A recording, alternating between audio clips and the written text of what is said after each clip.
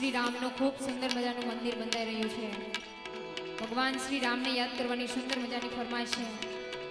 પણ તમે આમ બેઠા રહ્યો તો એમ મજા ન આવે, જ્યાં મજા આવે ત્યાં હાકલો પડકારો કરો ને તો ખબર પડે કાંઈ। ભગવાન શ્રી રામનો નારો લગાવો છે ભાવથી, જે ભગવાન શ્રી રામને માનતા હોય ને એ પડકારો કરજો, બરાબર।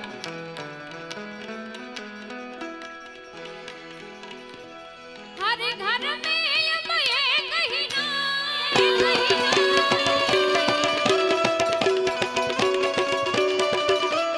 हर घर में अब एक ही नाम, एक ही नारा गूंजेगा गूंजेगा। मेरे भारत का बच्चा बच्चा,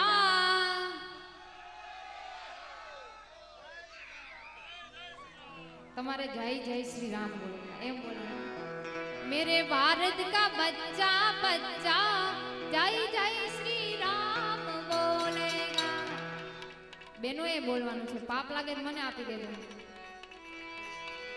मेरे भारत का बच्चा बच्चा, क्या बात। अरे हर घर